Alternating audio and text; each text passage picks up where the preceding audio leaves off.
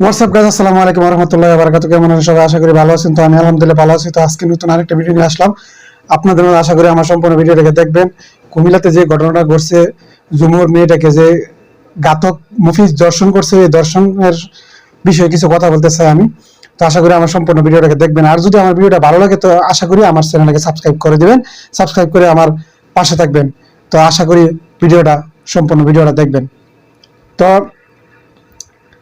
ছোট একটা বাচ্চাকে যখন দর্শন করছে ঘাতক মুফিজ, তখন ও চলে যায় আত্মগোপনে চলে যায় কোন জায়গায়? চাঁদপুরে। চলে যাওয়ার পরে ওখান থেকে র্যাব সদস্যকে অসংখ্য ধন্যবাদ।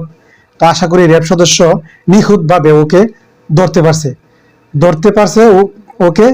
তো যখন ধরার পরে র্যাবের কমান্ডার যখন বক্তব্য দেয়, ওর বিভিন্ন বর্ণনা যখন র্যাব যখন প্রকাশ করে মিডিয়ার সামনে, তখন র্যাব উনি নিজে মানে মর্মাহত হয়ে গেছে। উনি নিজে একদম কান্না জড়িত অবস্থা উনি ওই কথাগুলি উনি মিডিয়াকে জানায়। তো একজন র্যাবের কর্মকর্তা যখন ওই দর্শনের বর্ণনা দিতে গিয়ে উনি নিজে কেঁদে বলছেন। তো অসংখ্য ধন্যবাদ জানাই র্যাব কর্মকর্তা থেকে। ও অনেক কষ্ট করে ওকে গ্রেফতার করছে।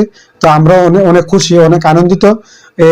ছোট একটা মেয়েকে, জুমুর নামের যে মেয়েটাকে দর্শন করছে, ওকে যখন গ্রেফতার করছে তখন অনেকটাই ভালো লাগছে।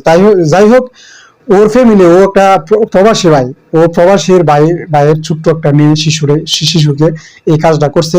ওর প্রবাসী ভাইয়ের মনেকে মহান আল্লাহ তাআলার কাছে আমি দোয়া করি, আল্লাহ তুমি তাকে সান্ত্বনা দাও, তুমি তার পরিবার এবং তাকে সান্ত্বনা দাও, তার পাশে আল্লাহ তুমি থাকো, যে ধৈর্য ধারণ করতে যেন পারে। তা আর একটা শিশু বাচ্চাকে এইভাবে দর্শন করবে এই বাংলাদেশের মাটিতে, আবার ওর বিরুদ্ধে আবার আইনজীবী দাঁড় হওয়ার কথা হয়ে যাবে।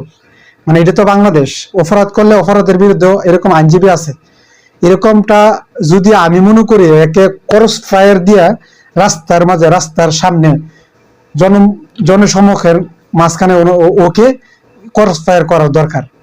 এরপরে কোনো অদূর ভবিষ্যতে কোনো ছেলে কোনো মেয়ের দিকে এভাবে তাকাবে না, কোনো বাচ্চার মেয়েদের দিকে এভাবে তাকাবে না, তাকার সাহসটাও হবে না। যদি এরকম কিছু করা যেত, ডাইরেক্ট ক্রস ফায়ার দিয়ে যদি মারা যেত।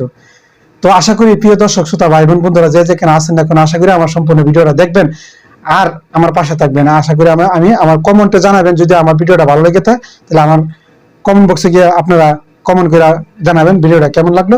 তো সবাই ভালো থাকবেন, সুস্থ থাকবেন, সবার জন্য রইল শুভকামনা। আসসালামু আলাইকুম ওয়া রাহমাতুল্লাহি ওয়া বারাকাতুহু।